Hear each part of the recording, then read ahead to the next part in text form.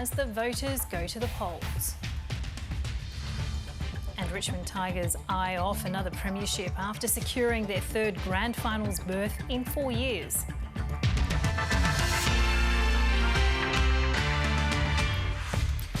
Hello and welcome to ABC News. I'm Miriam Korowa.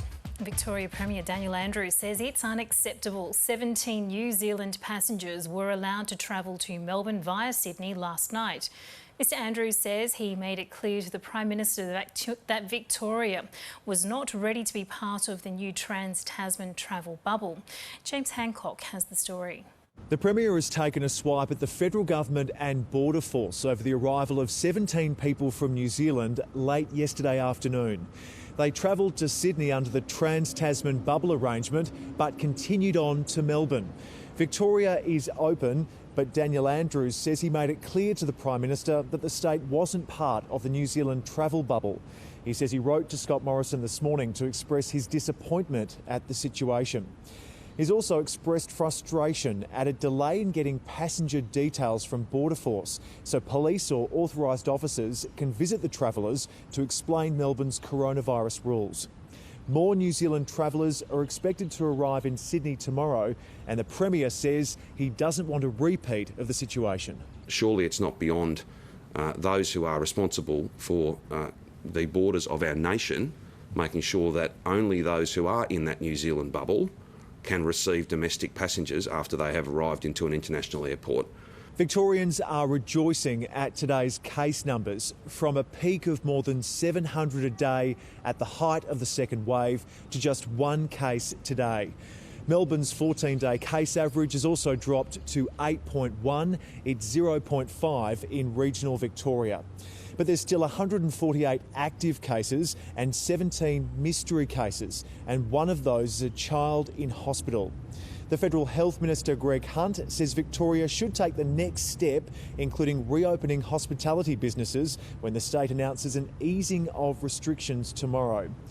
The Premier says Melbourne and regional Victoria will look very different in the next couple of weeks, but the state can't move too fast in easing restrictions. A crew member on board a bulk carrier that arrived at the Geraldton port in WA's Midwest earlier today has been tested for COVID-19.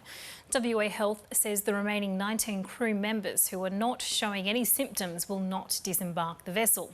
Laura Meacham has more from Geraldton.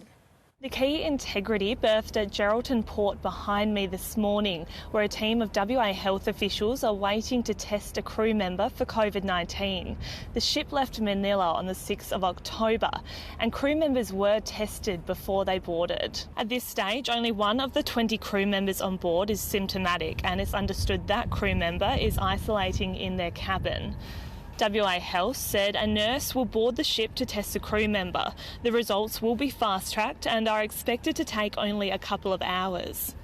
This isn't the first ship with a suspected COVID-19 case in WA. In the past few weeks, 2 carriers have had to anchor off Port Hedland after crew members tested positive to COVID-19. The first was the Patricia Oldendorf, which had 21 crew members test positive to the virus. The second was the Vega Dream, which had 7 cases of COVID-19. Both of these ships came from the Philippines as well. These incidents have prompted calls from the WA state government to the Commonwealth to engage in discussions with the Filipino government to ensure no more infected crew members board ships. New South Wales has recorded 5 locally acquired cases and another 2 in hotel quarantine. The State Health Department has upgraded its advice for a childcare centre in Sydney southwest after more COVID-19 cases were confirmed yesterday. Staff and children attending the Great Beginnings Childcare Centre at Oran Park between October the 2nd and 13th are advised to get tested and self-isolate for a fortnight regardless of the result. Queensland has recorded no new cases, but concerns remain high following traces of the virus in sewage in 3 new locations in the southeast of the state. Chief Health Officer Dr Jeanette Young gave details earlier.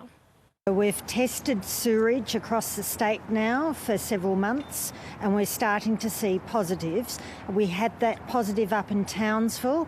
We've done a subsequent test, retested the sewerage, a new test, and that was negative, so that is good. But we now have 3 positives down here in the southeast corner. One in Wynnum, one in Sandgate and one in Maroochydore. It could of course be someone who's recently had the infection and then has gone to those places, so they're not infectious, they've recovered, but they're still shedding virus. It could be that. We don't track people once we clear them of the infection. The ACT Chief Minister and Opposition Leader are out and about making their final pitch to voters on election day. Isaac Naruzi is following the candidates. The majority of Canberrans have already voted, but the campaigning is still well and truly underway. These volunteers have been here all day and they're going to be here until 6 o'clock because in an election that's poised to be as tight as this one, they know that every vote counts. They're not allowed to campaign anywhere near a polling booth under ACT law. It's illegal to be campaigning within 100 metres of one on election day, but they're still out and about, as was the Chief Minister and the Opposition Leader. Now, I saw the Opposition Leader today in Yerrabee. He stopped and had a chat with some of his mates and said hello to a few voters, but didn't really want to talk to the media. Earlier that today, I also saw Chief Minister Andrew Barr. He got the first democracy sausage, perks of being the Chief Minister, I guess. And before he stopped and had a bit of a chat to us about what he thinks his chances are of forming a majority government. In our own right, very difficult, would require some pretty strong results in a number of electorates. But as I say, this will come down to preferences and the final seat in each electorate is up for grabs. It's going to be difficult indeed, and that's because this election there's a few more high-profile independent parties and a few seats that are up in the air. So it's anyone's guess who's going to get them, and every single seat in this system is up for grabs. Now, most people pre-polled and most of the votes are being cast electronically, so after polls close at 6 o'clock, we could have a result in as quickly as 1 hour. New Zealanders have just 2 hours left to cast their vote in the general election, with Prime Minister Jacinda Ardern seeking a second term in office. Ms Ardern's Labor Party has been polling comfortably ahead of the centre-right National Party, led by Judith Collins. The Prime Minister has said that if there's an upset and Labor loses, she will resign as party leader.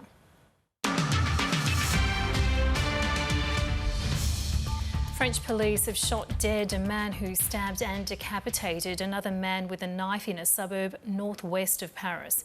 The victim was a history teacher at a nearby school who reportedly showed his class cartoons of the Prophet Muhammad. French Prime Minister Emmanuel Macron has denounced the incident as an attack on freedom of expression during a visit to the site of the crime. In the US, President Donald Trump has said the country is rounding the corner on the coronavirus pandemic. It comes as daily infection rates top 60,000 and a majority of states record increased numbers. At a campaign event in Florida, the president has pledged to deliver a COVID-19 vaccine before the end of the year. Moving heaven and earth to safeguard our seniors from the China virus, to deliver life-saving therapies in record time, and to distribute a safe and effective vaccine before the end of the year. And we're really doing it even sooner than that. You see what's going on. We have the vaccines getting ready to go. Seniors will be the first in line for the vaccine, and we will soon be ending this pandemic. Hasn't happened a thing like this since 1918, 1917. That was a bad one too. Italy has registered 10,010 new coronavirus infections over the past 24 hours, the nation's highest daily tally since the start of the country's outbreak. The Health Ministry also reported 55 COVID-related deaths, down from 83 the day before and far fewer than at the height of the pandemic in March and April, when a daily peak of more than 900 fatalities was reached. Italy was the first country in Europe to be slammed by COVID-19 and has the second highest death toll on the continent after Britain. Armenia has accused Azerbaijan of launching a large-scale military offensive in the disputed region of Nagorno-Karabakh. Both countries confirmed that fighting had continued during the night, with each saying they had inflicted heavy losses on the other. Azerbaijan also accused Armenia of shelling a cemetery in the town of Tata on Thursday, killing 4 people at a funeral. The British Prime Minister Boris Johnson says the UK is walking away from talks with Brussels on a free trade deal. Boris Johnson has told the country it should prepare to leave without a deal on January 1st after the EU insisted Britain make concessions. EU leaders had lots on their mind at this summit, the COVID crisis first and foremost. But eyes and ears here were also very focused today on Downing Street. How would Boris Johnson react to their demand that the UK must give way first if a trade deal is to be agreed? The answer? Not positively. It's clear from the summit that after 45 years of membership, they are not willing, unless there is some fundamental change of approach, to offer this country the same terms as Canada. And so with high hearts and with complete confidence, we will prepare to embrace the alternative, and we will prosper mightily. Downing Street's clear message: trade talks are over unless the EU changes its tune. No chance, retorted France's Emmanuel Macron. We're always conscious that it's the United Kingdom that wanted to leave the European Union and that is leaving the European Union, and that needs an agreement even more than we do. After months and months of EU and UK negotiators shuttling backwards and forwards between London and Brussels, both sides are fed up. The key sticking point still in talks: the rights of EU fishermen to fish in UK waters after Brexit, competition regulations known as the level playing field, and how disputes should be resolved if a trade deal is agreed. Angela Merkel said today the EU's chief negotiator would head to London on Monday to launch intense last-ditch talks. But this evening, the government said no. As things stand, there was no point. Both sides have now growled at each other and gnashed their teeth. So, is this the end of the road, or political posturing before difficult compromises are reached? Concessions are needed from both the government and the EU if a deal is to be found. And for those who believe this deal is the right way forward, tonight feels like a case of so near and yet so far. Returning home, Australian pilots who find themselves grounded because of pandemic restrictions are offering to retrain as fire bombers. Due to the lockdowns, thousands of pilots have lost some or all of their work. Now there's a push for them to retrain for the bushfire season. I do think they would be capable of assisting in this bushfire season. The training itself requires some reskilling. State and territory governments spend tens of millions of dollars to lease international aircraft for the fire season. The Federation also wants a sovereign fleet owned by the Commonwealth. It's made a submission to the Royal Commission, which will report by the end of this month. Refugees with farming experience are helping to resolve a critical shortage of agricultural workers in Western Australia. The agriculture sector has been struggling to find enough workers to harvest crops due to the pandemic border restrictions.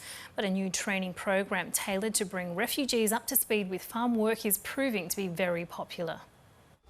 Nay Koo is learning to drive a tractor for the first time. Basani koblule bete tiba kaphadu no ba kaphadu no de blowa do no kero taba papelida sikolo pasaka no sikolo le koblule petana per seu po agri ekluloti lo sebadi no. The Myanmar national lived in a refugee camp for 16 years before arriving in Australia. While he has some experience growing rice, he's keen to learn about broadacre cropping WA style. He's one of 50 refugees being trained to help fill a high number of job vacancies in the agriculture sector. Me talosho do male petu tiu ko we the pasasere tasuta plada pe do malu a tonita do pesu ta malu lole poale eba poa kupna eba poa hu re pasakuduma.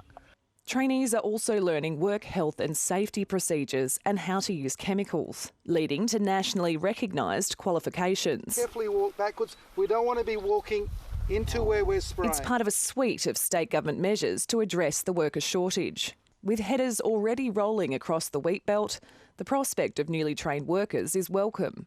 We have phone calls on a daily basis with people saying, have you got people that are skilled in certain areas? We've been working with Rural Enterprises on the Harvest Trail initiative.